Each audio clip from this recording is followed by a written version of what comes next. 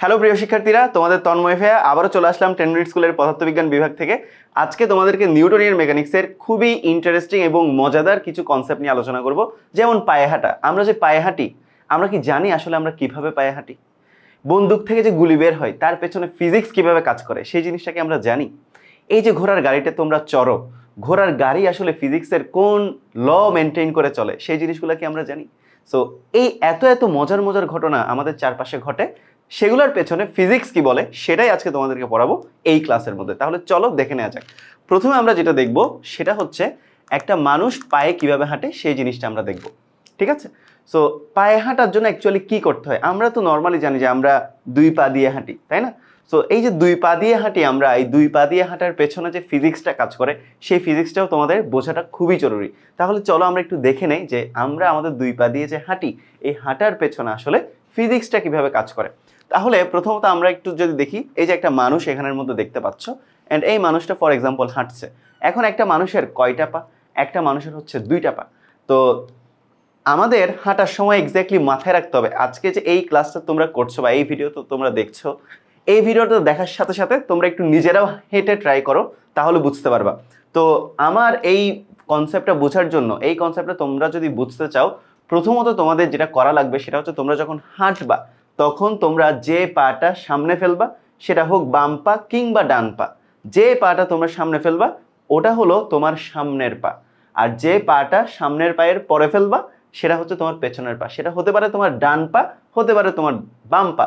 এইটা কোনো ম্যাটার করছে না কোন পা তুমি সামনে ফেলছো। ডান পা বলেই সামনের পা হবে বা বাম পা বলেই পেছনের পা হবে, এমন কোনো কনসেপ্ট কিন্তু নাই। তুমি হাঁটার জন্য, আমি হাঁটার জন্য কি করলাম, আমি হাঁটার জন্য এক পা সামনের দিকে দিলাম, দ্যাট মিনস ওটা আমার সামনের পা। আর পেছন দিকে যে পাটা দিব সেটা আমার পেছনের পা। তাহলে আমরা এই জিনিসটা দেখার আগে এই জিনিসটা একটু দেখি। এই যে মনে করো একটা মানুষ, এই মানুষটা তার সামনের পা যখন দেয়, আমি জিনিসটা যদি এখানে ভিজুয়াল করাই তোমাদেরকে, দেখো মনে করো এটা হচ্ছে ভূমি, এটা আমাদের মনে করো ভূমি, ওকে? তো এটা যদি আমাদের ভূমি হয়, এটা হচ্ছে আমাদের ভূমি। এখন আমরা হাঁটার জন্য কি করি? প্রথমত আমাদের সামনের পা ফেলি। তো ধরো ভূমির উপর আমরা সামনের পাটা ফেললাম। তোমরা একটু খেয়াল করলে দেখতে পাবা, হাঁটার জন্য কিন্তু তোমরা তোমাদের সামনের পাটা, সামনে যে পাটাই তোমরা ফেলবা সেই পাটা কিন্তু পুরোটাই কিন্তু পুরো তোমার পায়ের পাতার পুরোটাই কিন্তু ভূমির সাথে লেগে থাকে, রাইট? তো আমরা যখন হাঁটি নর্মালি সামনের পা, এটা যদি আমরা আমাদের সামনের পা কনসিডার করি, এটা যদি আমরা আমাদের সামনের পা, ওকে, এটা আমরা আমাদের সামনের পা হিসেবে যদি কনসিডার করি, আমাদের এই সামনের পা কি করে? ভূমির উপর তার ওজনের সমপরিমাণ বল প্রয়োগ করে, দ্যাট ইজ W=mc। এখন আমরা নিউটনের থার্ড ল থেকে কি জানি? নিউটনের থার্ড ল থেকে জানি প্রত্যেকটা ক্রিয়ার সমান একটা বিপরীত প্রতিক্রিয়া আছে। সো তুমি যেহেতু W=mc নিচের দিকে দিচ্ছ, তাহলে তোমাকে উপরের দিকে একটা কি দিবে? একটা প্রতিক্রিয়া বল দিবে, that is R. All right. তো এখন কথা হচ্ছে, সামনের পা তুমি যখন ফেলছো, তুমি কিছুক্ষণের জন্য চিন্তা করে নাও তোমার পেছনে কোনো পা নাই। এইটা তুমি কিছুক্ষণের জন্য তুমি চিন্তা করে নাও। তো তুমি যখন সেটা চিন্তা করবা, তোমার পেছনে কোনো পা নাই সেটা যখন তুমি চিন্তা করবা, সামনের পাটা জাস্ট তুমি রেখে পিছনের পাটা উঠাই ফেলো, চিন্তা করো এখন তুমি কি হাঁটতে পারবা? পসিবল? পসিবল যদি তুমি লাফাও, কিন্তু আমরা তো হাঁটার ব্যাপার নিয়ে আলোচনা করছি। দ্যাট মিনস তুমি শুধু সামনের পা দিয়ে কিন্তু সামনের দিকে আগাতে পারো না। এখন আমি তোমাদেরকে বলবো কেন আগাতে পারো না। কারণ তুমি যে ক্রিয়া দিছো ভূমিতে, সেই ক্রিয়ার বিপরীত একটা প্রতিক্রিয়া ভূমি তোমাকে দিছে, অ্যান্ড এই যে ক্রিয়া আর প্রতিক্রিয়া দুইটা ব্যালেন্স হয়ে যায়, তখন এখানে R=mg হয়ে যায়। R=mg যখন হয় তখন এখানে একটা সাম্যাবস্থা ক্রিয়েট হয়, সামনের পা দিয়ে একটা ব্যালেন্স কন্ডিশন ক্রিয়েট হয়, অ্যান্ড এই ব্যালেন্সড কন্ডিশনের জন্য তুমি কিন্তু আর সামনের দিকে মুভ করতে পারো না। এবার তুমি তোমার পাটা নিচে রেখে একটু হাঁটার চেষ্টা করো, তুমি তোমার দেখবা তোমার পিছনের পায়ের কন্ডিশনটা হবে ঠিক এইরকম। মিলিয়ে নাও, আমার সাথে মিলিয়ে নাও, তোমার পেছনের পায়ের কন্ডিশনটা হবে ঠিক এরকম। মানে তুমি পেছনের পাটা জাস্ট এইভাবে করছো। এবার তুমি নিজে হেঁটে দেখো, অ্যান্ড আমার কথার সাথে মিল পেলে তোমরা অবশ্যই জানিয়ে দিবে যে আমি যেভাবে দিলাম তোমাদের পাটা এক্স্যাক্ট, তোমরা তোমাদের পেছনের পাটা এক্স্যাক্ট ওভাবেই রেখেছো। এটার কারণটা কি? পেছনের পাটাও যদি তুমি এরকম সামনের পায়ের মতো রাখতে, তাহলে কিন্তু সামনের পায়েও যেমন R=mg ব্যালেন্স হয়ে গেছে, পেছনের পাও যদি এইভাবে সোজাই রাখতা, পুরো তলটা তোমার পায়ের পাতার পুরো তলটা যদি ভূমির সাথে লাগানো থাকতো, ওই ক্ষেত্রেও তোমার R=mg ব্যালেন্স হয়ে যাইতো। দ্যাট মিনস তোমরা আসলে আগাতেই পারতো না, ঠিক যেমনটা আমরা দাঁড়িয়ে থাকলে হয়। এখন কথা হচ্ছে, তো পেছনের পা এইভাবে তির্যকভাবে অ্যাপ্লাই করার কারণটা কি? এটা অ্যাকচুয়ালি আমাদের বাই ডিফল্ট হয়ে গেছে। আমরা ছোটবেলা থেকে যখনই হাঁটা শুরু করেছি, একটা বাচ্চা যখন হাঁটা স্টার্ট করে তখন সে দেখবা ধুমধাম পড়ে যায়, কারণ সে তো ফিজিক্স জানে না। আস্তে আস্তে আস্তে আস্তে আস্তে আস্তে এটা সহজাত একটা প্রবৃত্তি মানুষের। তো এটা আস্তে আস্তে আস্তে আস্তে তার মধ্যে আয়ত্ত হয়ে যায় যে সামনের পাটা কিভাবে ফেলতে হবে, পেছনের পাটা কিভাবে ফেলতে হবে। ঠিক আছে? তো আমরা তো এখন যারা এই ক্লাসটা দেখছি বা আমি এই ক্লাসটা করাচ্ছি, আমরা তো সবাই জানি কিভাবে হাঁটতে হয়, রাইট? তো কথা হচ্ছে, পেছনের পাটা তুমি কি করো? আসলে ভূমির সাথে তির্যকভাবে অ্যাপ্লাই করো। তো যখন তুমি পেছনের পাটা ভূমির সাথে তির্যকভাবে অ্যাপ্লাই করো, তখন অ্যাকচুয়ালি এখানে ফিজিক্সের কি হয় চলো সেটা দেখি। সো তুমি ফর এক্সাম্পল, এটা হচ্ছে পেছনের পা, এটা তোমার পেছনের পা।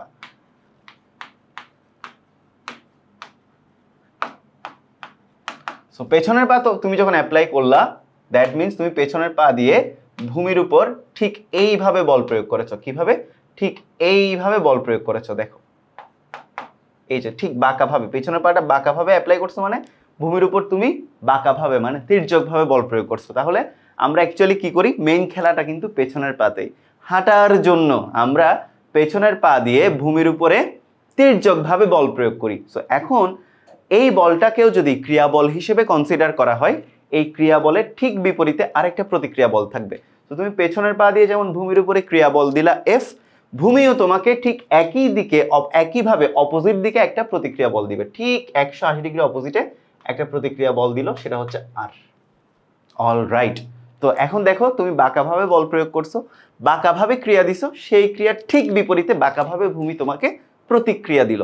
All right. এখন দেখো এখানে কাহিনীটা কি হয়। এখন কথা হচ্ছে, দেখো এই মনে করলাম আমরা এই যে এই প্রতিক্রিয়া বলটা ভূমির সাথে থিটা কোণে আছে, প্রতিক্রিয়া বলটা ভূমির সাথে কত কোণে আছে? থিটা কোণে আছে। এখন একটা জিনিস খেয়াল করে দেখো, আমরা যদি এই প্রতিক্রিয়া বলটাকে দুটো অংশে ভাগ করি, তাহলে আমরা কি করতে পারি? আমরা লিখতে পারি এই যে ভূমি বরাবর আনুভূমিক উপাংশটা হচ্ছে আর কস থিটা। আর যেহেতু ভূমির সাথে থিটা কোণে আছে, তাহলে আমরা বলতে পারি ভূমি বরাবর এই আর এর আনুভূমিক উপাংশটা কত? আনুভূমিক উপাংশটা হচ্ছে আর কস থিটা। আর এই যে উলম্ব উপাংশটা কত? উলম্ব উপাংশটা কত? এই যে উলম্ব উপাংশটা কত হবে? উলম্ব উপাংশটা হবে আর সাইন থিটা।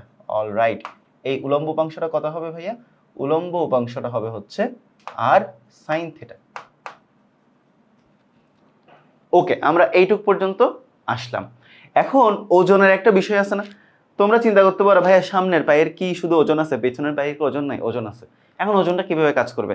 একটা জিনিস মাথায় রাখবা, দুনিয়াদারি উল্টায় গেলেও ওজন কিন্তু পৃথিবীর সেন্টারের দিকেই কাজ করে, মানে খাড়া নিচের দিকে কাজ করে। ঠিক আছে? ঠিক যেমন একটা বস্তুকে তুমি যেদিকেই ছুঁড়ে মারো না কেন, সেটা যে মোশনই মেনটেন করুক না কেন, সে কিন্তু খাড়া নিচের দিকে পড়বে।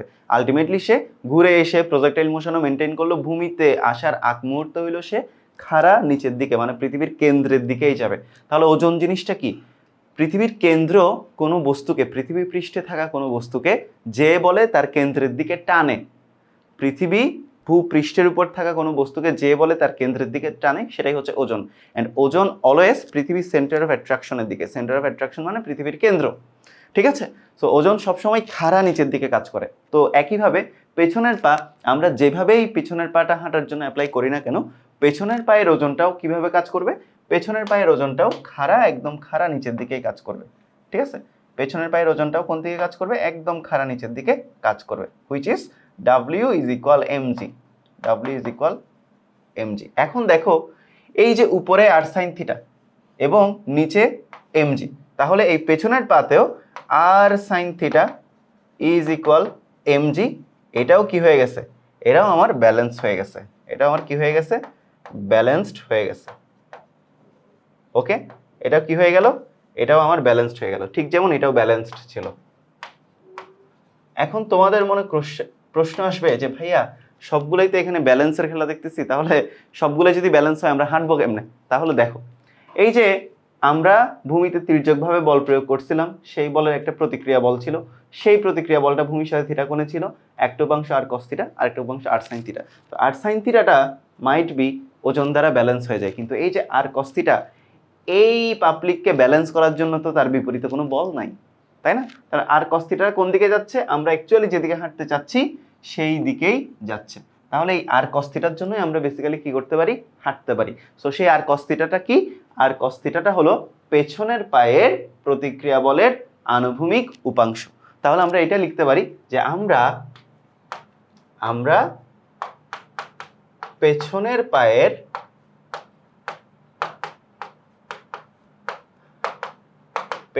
পায়ের প্রতিক্রিয়া বলের আনুভূমিক পেছনের পায়ের প্রতিক্রিয়া বলের আনুভূমিক উপাংশ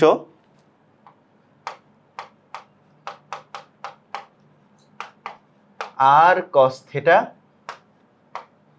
এর সাহায্যে হাঁটতে পারি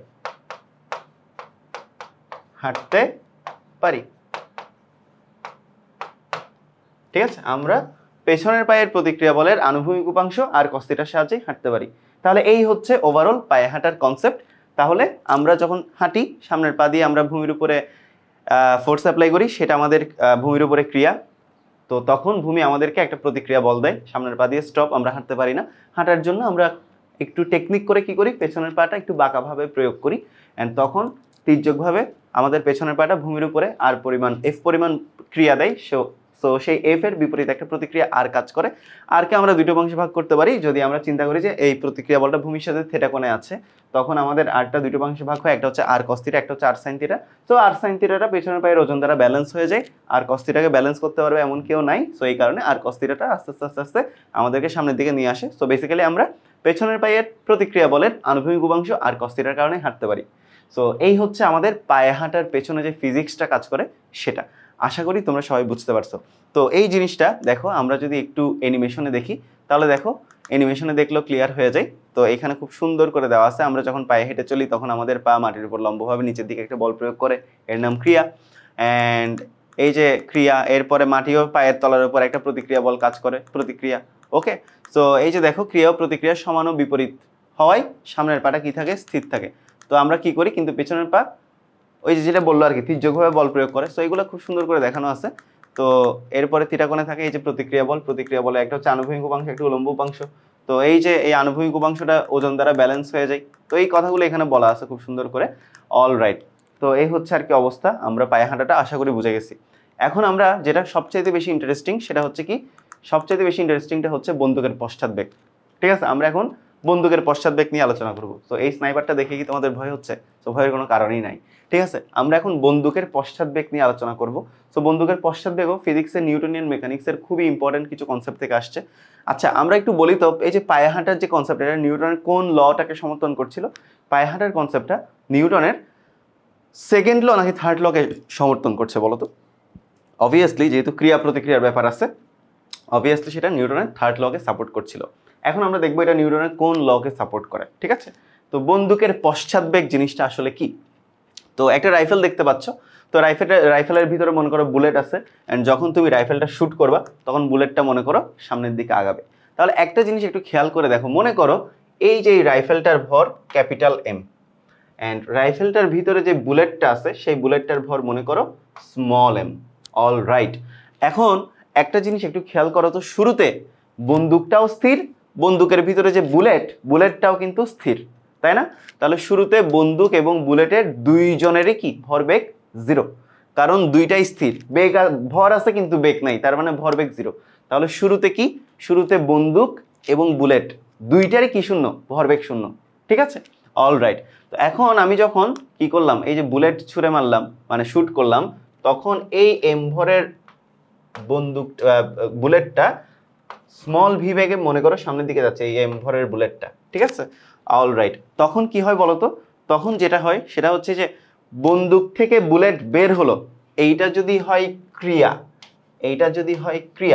তো এই যে বুলেট বের হওয়ার সময় তোমরা যদি কখনো রাইফেল শুট করতে দেখো তাহলে তোমরা বুঝতে পারবা। ঠিক আছে, তোমরা একটু একটা কাজ করো, বিভিন্ন মুভিতে দেখানো হয় যে আমেরিকান স্নাইপার মুভিটা দেখলে ওইখানে সবচেয়ে বেশি শুট করার দৃশ্য আছে। সো সেই দৃশ্যগুলো দেখলেই তোমরা বুঝে যাবে ইজিলি যে যখন রাইফেল দিয়ে শুট করে, বন্দুক থেকে যখন বুলেট বের হয় অনেক স্পিডে, তখন বন্দুকটা একটু ঝাঁকি খেয়ে পেছন দিকে চলে আসে।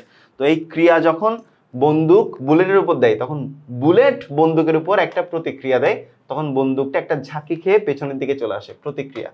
প্রতিক্রিয়ার কারণে কি হয়, প্রতিক্রিয়ার কারণে এই যে বিশাল এই রাইফেলটা একটা ঝাঁকি খেয়ে একটু পিছন দিকে একটু হালকা ঝাঁকি খায়, সো সেই হালকা ঝাঁকির বেগটা যদি ভি হয়, সো এই বেগটাই হলো বন্দুকের পশ্চাৎ বেগ। মানে বন্দুক থেকে বুলেট বের হওয়ার সময় বুলেটের স্পিডের কারণে বন্দুকের উপর একটা প্রতিক্রিয়া বলের সৃষ্টি হয়। ওই বুলেটের স্পিড বন্দুকের উপর যে প্রতিক্রিয়া বলটা দেয়, সেই প্রতিক্রিয়া বলটা বন্দুকটাকে একটা হালকা ঝাঁকা দেয়। সো সেই ঝাঁকাটাই হচ্ছে বন্দুকের পশ্চাৎ বেগ। সেই ঝাঁকাটাই হলো কি, এই ঝাঁকাটাই হচ্ছে কি বন্দুকের পশ্চাৎ বেগ।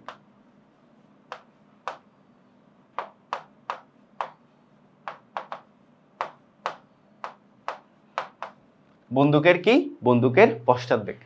ক্লিয়ার সবার, সবাই বুঝতে পারছো? তো এই যে বন্দুক থেকে, এই যে তোমার একটা বন্দুক, এই বন্দুকটা থেকে যে গুলি বের হচ্ছে, সেই গুলিটার বেগ বন্দুকের উপর একটা প্রতিক্রিয়া বল দিয়ে বন্দুকটাকে একটা পিছনের দিকে হালকা ঝাঁকি দেয়। সো সেই ঝাঁকির কারণে এখানের মধ্যে বন্দুকের একটা পশ্চাৎ বেগ ক্রিয়েট হয়। তাহলে আমরা যদি ওভারঅল ঘটনাটা বুঝে থাকি, তাহলে আমরা কিন্তু এখানে কি অ্যাপ্লাই করতে পারি, ভরবেগের সংরক্ষণশীলতা অ্যাপ্লাই করতে পারি। কিভাবে? ভরবেগের সংরক্ষণশীলতা কি বলছে? ভরবেগের সংরক্ষণশীলতা বলছে কোনো সিস্টেমের বা কোনো ইভেন্ট বা কোনো ঘটনার শুরুতে টোটাল অ্যামাউন্ট অফ ভরবেগ সমান ইভেন্টের শেষে টোটাল অ্যামাউন্ট অফ ভরবেগ। মানে কোন একটা ঘটনা সংঘটিত হচ্ছে, ওই ঘটনাটা যতগুলা ইভেন্ট আছে বা যতগুলো অবজেক্ট আছে, ওই অবজেক্টের মোট ভরবেগ ঘটনার পূর্বে ইজ ইকুয়াল ঘটনার পরে ওই অবজেক্টগুলোর মোট ভরবেগ। মানে ভরবেগটা এখানে কনজার্ভ থাকবে, সংরক্ষিত থাকবে। মানে সংঘর্ষের আগে total amount of momentum of the whole system is equal সংঘর্ষের পরে total amount of momentum of the whole system. Alright, তো আমরা একটু যদি দেখি, তাহলে শুরুতে বন্দুক আর বুলেট দুইটারই ভরবেগ শূন্য শূন্য, তাই না? তাহলে শুরুতে দুইটারই ভরবেগ হচ্ছে শূন্য। তাহলে এই শূন্য সমান শেষে কি, শেষে বন্দুকের বেগ কত? শেষে বন্দুকের বেগ হচ্ছে এম, আর বন্দুকের ভর হচ্ছে এম আর পশ্চাৎ বেগ হচ্ছে ভি। তাহলে শেষে বন্দুকের ভরবেগ কত? এম ভি প্লাস এই যে বুলেটের ভর স্মল এম, বুলেটের বেগ small v, m into small v. তাহলে এই যে শুরুতে মোট ভরবেগ সমান শেষে মোট ভরবেগ। শুরুতে দুইটারই বেগ শূন্য, সে কারণে ভরবেগ শূন্য, শেষে ভরবেগটা থাকবে। আচ্ছা, তো এখন আমরা যদি দেখি, এখন তাহলে কি দাঁড়ায়? তাহলে দাঁড়ায় M V is equal minus M into small V.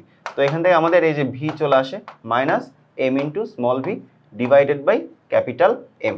তো এই যে ভিটা, সেই ভিটাই হলো বন্দুকের পশ্চাৎ বেগ। এই ভিটাকে কি বলে? এই যে ভিটা দেখো, একটা ভি এর আগে একটা নেগেটিভ সাইন আছে, আমি নেগেটিভ সাইনটা একটু ক্লিয়ার করে দেই। ভি এর আগে কি আছে? একটা নেগেটিভ সাইন আছে, নেগেটিভ সাইন। এই নেগেটিভ সাইনটাই কি নির্দেশ করে? নেগেটিভ সাইনটাই বন্দুকের পশ্চাৎ বেগ নির্দেশ করে। নেগেটিভ সাইনটাই বন্দুকের পশ্চাৎ বেগ নির্দেশ করে। তাহলে এটা কিসের ইকুয়েশন? বন্দুকের পশ্চাৎ বেগের রাশিমালা। ঠিক আছে, বন্দুকের পশ্চাৎ বেগের রাশিমালা, এটাই হলো বন্দুকের পশ্চাৎ বেগের রাশিমালা। আশা করি তোমরা সবাই বুঝতে পেরেছো। এখন তোমাদের মধ্যে একটা কনফিউশন সবার হয়, সেটা হচ্ছে ভাইয়া মাইনাস সাইন কি ইউজ করবো নাকি করবো না, এরকম একটা কনফিউশন হয়। কোয়েশ্চেনে যদি শুধু বেগ বলা থাকে তাহলে মাইনাস সাইন ইউজ করবা। কোয়েশ্চেনে যদি পশ্চাৎ বেগ বলা থাকে মাইনাস সাইন ইউজ করবো না। ঠিক আছে, এটা মাথায় রাখলে হবে। শুধু বেগ বলা থাকলে মাইনাস সাইন ইউজ করব, বেগ যদি বলা পশ্চাৎ বেগ বলা থাকলে মাইনাস সাইন ইউজ করব না। ঠিক আছে, তো আমি জিনিসটা লিখে দিচ্ছি তোমাকে। প্রশ্নে শুধু এই যে বন্দুকের বেগ কত বললে তখন এই মাইনাস সাইন ইউজ করব, নেগেটিভ সাইন ইউজ করব। এরপর লিখো পশ্চাৎ বেগ বললে, পশ্চাৎ বেগ কত বললে, অবশ্যই বন্দুকের পশ্চাৎ বেগ সেটা বুঝতেই পারছো। পশ্চাৎ বেগ বললে নেগেটিভ সাইন ইউজ করব না। ঠিক আছে, কারণ পশ্চাৎ বেগ মানেই নেগেটিভ, এটা বোঝাই যায়। সেই কারণে পশ্চাৎ বেগ যদি স্পেসিফিক করে দেয় তাহলে আমাদের আর নেগেটিভ সাইন ইউজ করার কোনো প্রয়োজন নাই। আশা করি ভাইয়ারা তোমরা সবাই বুঝতে পেরেছো। অলরাইট, তো আমাদের লাস্ট আরেকটা কনসেপ্ট হচ্ছে ঘোড়ার গাড়ি চলাচল। কিভাবে একটা ঘোড়ার গাড়ি চলে? খুবই ইন্টারেস্টিং একটা কোয়েশ্চেন, খুবই মজা বাবা। তো তোমরা অনেকেই ছোটবেলা থেকে অনেকেই চড়েছো, আবার অনেকেই চড়ো নাই। সো যারা চড়েছো তারা ফিল করতে পারবা, আর যারা পড়ো নাই তারা এই কনসেপ্ট পড়ার পর যখন ঘোড়ার গাড়ি চড়বা তখন দেখবা এই পড়াটা তোমাকে অনেক আনন্দ দিবে। তাহলে চল দেখে নিই। তো প্রথমত হচ্ছে দেখো, আমরা একটা ঘোড়ার গাড়ি দেখি এখানে। তো যেটা হচ্ছে সেটা হলো, এই যে এটা হচ্ছে একটা গাড়ি, এখানে ঘোড়া থাকে আর এখানে সারথি থাকে, যে আসলে ঘোড়ার গাড়িটাকে কি করে, চালনা করে। অলরাইট, সো যখন ঘোড়ার গাড়ি যখন রাস্তায় চলে তখন কি করে, এই যে ঘোড়ার কাঁধে যে বেল্ট বা হাতল দেখতে পাচ্ছ, এই হাতল দিয়ে ঘোড়ার উপর একটা বল প্রয়োগ করা হয় এফ। তো দেখো এই যে ঘোড়ার উপরে একটা বল প্রয়োগ করে এফ। তো এই যে এখানে থাকা, এখানে মনে করো তুমি বসে আছো, তুমি বসে হাতল দিয়ে ঘোড়ার উপর একটা বল প্রয়োগ করলা। সো এটা যদি ক্রিয়া হয় তখন ঘোড়াও কি করবে, ঘোড়াও তোমার ওই বলের বিপরীতে একটা প্রতিক্রিয়া তোমাকে দিবে। এটা তুমি হয়তো দেখতে পাচ্ছ না, বাট এটা তুমি যখন বসে যখন নিজে চালাবা তখন ফিল করতে পারবা জিনিসটা। ঠিক আছে, সো তুমি যখন ঘোড়ার উপরে এফ পরিমাণ বল দিচ্ছ, সেটা যদি হয় ক্রিয়া, ঘোড়াও তোমার উপরে একটা কি দিবে, একটা বিপরীত প্রতিক্রিয়া বল দিবে। সো কথা হচ্ছে যে এই দিকে তুমি যে পরিমাণ ক্রিয়া দিচ্ছ, ঠিক একইভাবে নিউটনের থার্ড ল অনুযায়ী বিপরীত দিকে একটা প্রতিক্রিয়া বল কাজ করবে। তো এই যে এখানেও কি করে যায়, ক্রিয়া প্রতিক্রিয়া ব্যালেন্স হয়ে যায়। তাহলে দেখো ঘোড়ার গাড়ি যখন রাস্তায় চলে তখন ঘোড়ার কাঁধে বেল্ট বা হাতলের উপর এফ বল প্রয়োগ করে গাড়িটিকে সামনের দিকে নিয়ে যাওয়া হয়। তো এখানে কি শুধুমাত্র এফ বল প্রয়োগ করে সামনের দিকে নিয়ে যাওয়া হচ্ছে এমন কিছু না, এখানের ভিতরে আরো অনেকগুলো ফিজিক্স কাজ করে। সো ঘোড়ার পায়ের কন্ডিশনে কাজ করে, চাকার কন্ডিশন কাজ করে, চাকার ঘর্ষণ বল থাকলে সেই কন্ডিশনটা কেমন হবে সেটার উপর কাজ করে। আস্তে আস্তে আমরা ধাপে ধাপে জানি। তাহলে চলো আমরা আগাই, সামনের দিকে আগাই। তো এখন দেখো, তো যখন তুমি এফ পরিমাণ বল দিচ্ছ, এখানে সেটাই বলা আছে, সাথে সাথে গাড়ি ও ঘোড়াটাকে পেছনের দিকে একটা বিপরীতমুখী প্রতিক্রিয়া বল এফ বলে টানতে থাকে। ঠিক আছে, মানে ক্রিয়া প্রতিক্রিয়া, এখানে এফ না দিয়ে তুমি চাইলে আর দিতে পারো। ঠিক আছে, অল রাইট। তো ইকুয়াল বুঝাইতে আর এবং এফ ইকুয়াল বুঝাইতে এখানে এফটা ইউজ করা হয়েছে, তুমি এফ না দিয়ে আরও দিতে পারো। অল রাইট, এখন তাহলে স্বাভাবিকভাবেই প্রশ্ন আসতেছে, যদি এইদিকে ক্রিয়ার প্রতিক্রিয়া সমান হয় তাহলে গাড়িটা সামনের দিকে কিভাবে যায়। তাহলে চলো আমরা একটু দেখি কিভাবে আসলে সামনের দিকে যায়। তাহলে আরোহী সহ ঘোড়াটা, আরোহী সহ গাড়িটা সামনের দিকে এগোয় কি করে, মানে কিভাবে, এই আর এখানে তো একটা আরোহী থাকে যে ঘোড়ার গাড়ি চালাই, আর ঘোড়া থাকে, তাহলে কিভাবে সে সামনের দিকে আগায়। তাহলে দেখো, গাড়িটিকে সামনের দিকে চালাবার জন্য ঘোড়া মাটির উপর তির্যকভাবে বল প্রয়োগ করে। সো যেটা আমরা পায়ে হাঁটার ক্ষেত্রে দেখছি, তো এই ঘোড়া কি করে, মাটির উপর আসলে তির্যকভাবে এই যে এইভাবে বল প্রয়োগ করে। তো এটাও হাঁটার মতো একটা কন্ডিশন হয়। তো এই যে এখানের মধ্যে তোমরা দেখতে পাবা, তো তির্যকভাবে যদি বল প্রয়োগ করে, এই যে এই বলটা হচ্ছে ক্রিয়া, এটা যদি এফ বল ক্রিয়া হয়, তার বিপরীতে প্রতিক্রিয়া, সেটা আবারও কি এদিকে থেটা কোণে থাকে, তোমরা দেখতেই পাবা এখানে। তো দেখো, এখন আমরা এই আর বলটাকে যদি, এই যে দেখো এখানের মধ্যে যদি এটা থিটা কোণে থাকে, তাহলে এইদিকে আর এইদিকে দুটো উপাংশে আমরা কি করতে পারি, ভাগ করতে পারি। সো একটা হচ্ছে আনুভূমিক উপাংশ যেটা হচ্ছে এফ এইচ, আর একটা হচ্ছে উলম্ব উপাংশ যেটা হচ্ছে এফ ভি। তাহলে আমরা কি দেখতে পাবো, আমরা দেখতে পাবো এফ এইচ সমান হয় হচ্ছে আর কস থিটা, মানে এই কোণটা যদি থিটা হয়, আর এফ বি সমান হয় হচ্ছে আর সাইন থিটা। ঠিক আছে, জাস্ট তাহলে কি আমরা আবার একটু প্রথম দিক থেকে, মানে একদম প্রথম থেকে আবার একটু তোমাদেরকে রিক্যাপ করে দেই। যখন এইখানে ঘোড়ার গাড়িতে থাকা যে চালকটা, সেই চালকটা যখন ঘোড়ার উপর বল প্রয়োগ করে এফ, তার বিপরীতে একটা প্রতিক্রিয়া বল ক্রিয়েট হয় আর। তো তোমাদের মনে দুইটা যদি ক্রিয়া প্রতিক্রিয়া সমান হয়ে যায়, তোমাদের মনে স্বাভাবিকভাবেই প্রশ্ন আসে যে গাড়ি সহ ঘোড়াটা কিভাবে এগোয়। তো এগোনোর জন্য ঘোড়া কি করছে, মাটির উপরে এই যে তির্যকভাবে বল প্রয়োগ করছে, তো সেই বলের একটা প্রতিক্রিয়া বল হলো আর। সো সেই প্রতিক্রিয়া যদি ভূমির সাথে থিটা কোণে থাকে, তাহলে আমার আনুভূমিক বরাবর অংশটা হচ্ছে আর কস থিটা, যেটাকে এফ এইচ দ্বারা লেখা হচ্ছে হরাইজন্টাল কম্পোনেন্ট অফ ফোর্স, আর উলম্ব অংশটা হচ্ছে F V vertical component of force, যেটা হচ্ছে এফ আর সাইন থিটা। তাহলে F H equal R cos theta, F V সমান আর সাইন থিটা। অলরাইট, নিচে আবার তো একটা ওজন কাজ করবে, যেটা হচ্ছে ডাব্লিউ ইকুয়াল এম জি। ঠিক আছে, তো এখন এখানে আরেকটা জিনিস দেখো, যে এই যে ঘোড়াটা যে এদিকে যাবে, তো বিপরীত দিয়ে একটা ঘর্ষণ বল কাজ করে না, একটা ঘর্ষণ বলও এখানের মধ্যে থাকবে। অলরাইট, আমরা আগাই, সামনের দিকে আগাই, এরপরের কাহিনীটা একটু দেখি। তো এটা তো বুঝে গেছো মোটামুটি, এই জিনিসগুলো তোমরা বুঝতে পারছো, ভূমির প্রতিক্রিয়া, এই যে ক্রিয়ার বিপরীত প্রতিক্রিয়া, আনুভূমিক উপাংশ, উলম্ব উপাংশ, ঘর্ষণ বল, এই জিনিসপাতিগুলো তোমরা মোটামুটি বুঝতে পারছো। অলরাইট, এখন তুমি একটা জিনিস একটু চিন্তা করো, ঘোড়াটা এই যে এফ ভিটা তার ওজন এম জি দ্বারা তো ব্যালেন্স হয়ে যাবে, তাই না? তাহলে আমরা বলতে পারি মোটামুটি যে উলম্ব উপাংশ এফ বি ঘোড়ার ওজনকে প্রশমিত করে, অর্থাৎ F V is equal M G. এটা কি হয়ে যায়, এটা ব্যালেন্সড হয়ে যায়। এটা কি হয়ে যায় ভাইয়া, এটা ব্যালেন্সড হয়ে যায়। আচ্ছা, এখন কথা হচ্ছে তাহলে এই এফ এইচটা আছে, তাই না? এই এফ এইচটা ঘোড়াকে কোন দিকে নিয়ে যাবে, সামনের দিকে। কিন্তু এখানে আরেকটা জিনিস কাজ করবে, দেখো ঘোড়াটা গাড়ির উপরে বিপরীত দিকে একটা প্রতিক্রিয়া দিছিল না এদিকে। তো এখন কথা হচ্ছে এই এফএইচটা অবশ্যই এই ঘোড়া গাড়ির উপরে এই দিকে যে প্রতিক্রিয়াটা দিছিল, সেটার চাইতে কি হইতে হবে, বড় হইতে হবে। যদি ঘোড়া গাড়ির উপরে যে প্রতিক্রিয়াটা দিছে, এই প্রতিক্রিয়াটা এটা দ্বারা ব্যালেন্সড, কিন্তু এটা দ্বারা তো ব্যালেন্সড না, রাইট? তো এখন কথা হচ্ছে যদি এটা আর এটাও ব্যালেন্সড হইতো তাহলে তো গাড়ি আলটিমেটলি আগাতো না, রাইট? তো এখন এই যে এইটা এমজি দ্বারা ব্যালেন্সড, এফ ভি এমজি দ্বারা ব্যালেন্সড, কিন্তু এফ এইচ তো যাচ্ছে সামনের দিকে, রাইট? তো এফ এইচ সামনের দিকে যাইতে হলে তার পিছনের দিকে যে বলগুলো থাকবে সেগুলো চাইতে অবশ্যই এফ এইচ কে কি হওয়া লাগবে, বড় হওয়া লাগবে।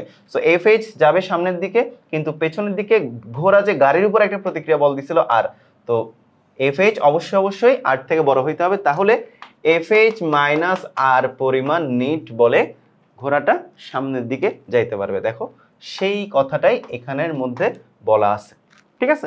সো এটাই হচ্ছে আমার নিট বল, এফ নিট বল হচ্ছে এটা। তো এখন আমরা সবাই জানি এফ নিট সমান হচ্ছে এম এ সমান F H minus R. So এখান থেকে তুমি চাইলে ত্বরণটাও বের করতে পারো, F H minus R divided by M. তো এখানে এম হচ্ছে কি, এম হচ্ছে ঘোড়ার ভর,